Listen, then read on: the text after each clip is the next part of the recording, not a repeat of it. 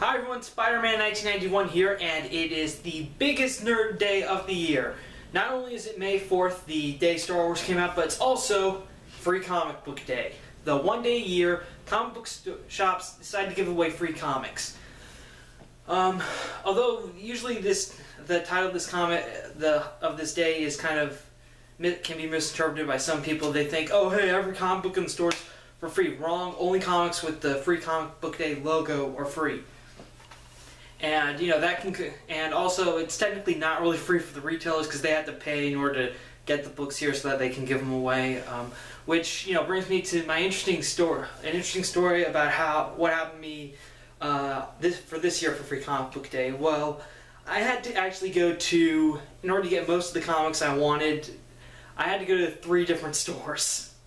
I did, and the reason behind that is my usual place that I go to, they only gave out 1 free comic per person. So after that I went to the other store that was just a couple of blocks down the street, and they actually didn't participate this year. Their logic behind that was that people just came in for free comics, but they didn't really buy anything. And that makes a little sense to me because that's kind of like a common courtesy for this day, is that whenever you go to, it's kind of like using a restroom in a McDonald's or gas station, you have to buy something. So the same kind of rule kind of applies here for the free comics. That's typically what I do. I usually buy something when I get free comics. And well, anyways, after that I went to another store. I did like a search on my phone, found another store that was participating, and they didn't have the 1 comic per person limit, and I went out there and I was able to get most of the free comics I wanted, although most of the stores here only participate in like the gold level free comics. There's like different levels that go with them. There's a gold, silver, bronze, but most of the stores I went to only had the gold level, which is a shame because I missed a comic I was looking forward to from the silver group. It was called Chakra the Invincible by Stan Lee. I'm probably going to try to find that later online, but still, because it looked very, very interesting, so I hope to get that soon. But nevertheless, this was a good day for me. I got a lot of free comics. Also, I didn't just get a free comic, I also got this little promotion for Free Comic Book Day. It's an Iron Man 3 HeroClix figure. Very nice. We've got the Mark 42 flying around. Here's the box in case... and here's what the box looks like. I figured I'd add that in just in case people were wondering what it looked like, in case they missed it at their shop. But yeah, very nice, very nice. This was actually at the 3rd store I stopped at that had the HeroClix, which was great because even though they didn't have the comic I was looking for, they still had this thing, and there were only 2 left, so that was very lucky. Alright, now for the actual free comics I got. First off, from DC. I actually had a friend come with me, and this was something he picked up that looked interesting, that he thought was interesting. It is Superman, the Last Son of Krypton one-shot preview.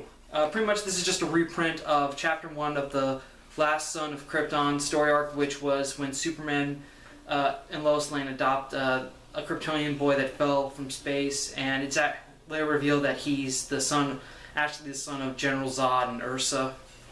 So yeah, and my friend Bryce, my friend was actually Bryce, the guy who did the Iron Man 3 review with me. He's a cool guy. He loved this. I even offered to loan him my copy of Last Son of Krypton so that he could read the full story, and he was cool with that.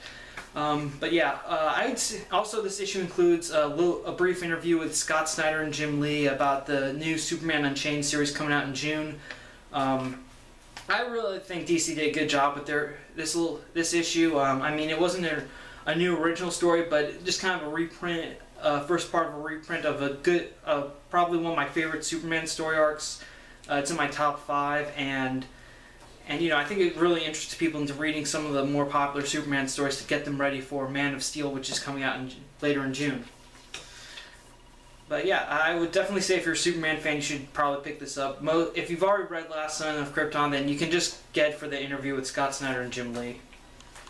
Okay, next up from IDW, Teenage Mutant Ninja Turtles. Unfortunately, well, not really unfortunately, but this is based on the animated CGI series that's on Nickelodeon right now. Very nice one-shot story about how Master Splinter tries to teach the Turtles a lesson. In this case, they swap weapons. Raphael and Donatello swap, and Michelangelo and Leonardo swap, and it's really funny. First they have to deal with the gang of purple dragons, then robots from Baxter Stockman, and they do briefly switch back their weapons, but then they decide to shuffle them up again in order to defeat Stockman's robots. A very nice one-shot. I mean, if you liked the Teenage Mutant Ninja Turtles animated series, then I would recommend this because it's a nice story, and I think maybe Teenage Mutant Ninja Turtle fans in general will enjoy this as well. Alright, next up from Dark Horse, this is actually 2 stories in one. We have Star Wars, a story where Boba Fett helps Lord Vader deal with an assassination attempt made on his life, and flip it over and you get a one-shot of Avatar: The Last Airbender featuring Zuko's now ex-girlfriend, Mai. And when I say now ex-girlfriend, I don't mean the time that Zuko broke up with her right before the second half of the 3rd series. I mean, like, this is after the 100-Year War, and apparently during the last story arc that was set immediately afterwards, The Promise, Zuko broke up with Mai. No, actually, she broke up with him, and, you know, this is kind of answering the question what Mai's been up to. Very nice. I think fans of Avatar will enjoy this, and I also think Star Wars fans are definitely going to enjoy this. And again, like I said, it's May 4th, so perfect timing for this to come out. Yeah, basically the Dark Horse issue was very fun. I liked it. 2 of my favorite things, Last Airbender and Star Wars. Very nice. I would definitely recommend it, and I do know some friends who are probably going to be interested in this. Okay, next up, from Bongo, Bongo's Free For All. Bongo pretty much publishes Simpsons comics. That's what they're known for. And this is fun. I think if you love The Simpsons, you're going to love this. There's a number of short stories. There's at least, I think, 3... Yeah, at most there's 4 stories. There's an Itchy and Scratchy story, one with Homer when he's a kid, and also the last 2 just kind of feature Bart. Although the last one features Bart and also Kearney... and also the 3 bullies that usually hang out in Springfield. But yeah, Bongo, very fun, loved it. And also on the back cover there's this fun little pin-up right here that shows the cast of the main characters of Futurama dressed up like X-Men.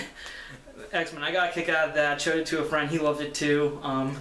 Very nice. I would definitely recommend the Bongo Free For All. Really funny. If you love The Simpsons, you'll love it. And from Marvel, this is the teaser for their next big event this summer, Infinity, which will feature the return of Thanos. It's going to be written by Jonathan Hickman, and it's going to start in August. Also, in addition to the Infinity preview, we get a little tease. We also get a reprint of a classic issue featuring Thanos fighting Drax the Destroyer. Okay, so Marvel's starting to tease their next big event, Infinity. It's going to be written by Jonathan Hickman. It's going to be 6 issues limited. I might check it out. I'm still on the fence. I'm really on the... Even after reading this, I'm still on the fence about it, mainly because I don't know... Mainly because I think it might be better than what Hickman usually writes, because whenever it was Fantastic Four or Avengers, he's been slow-paced and stuff, but now I think maybe since it's 6 issues, it might be a little more straightforward and move a little faster, which I hope is true. And also the comic that I bought today was Guardians of the Galaxy #2.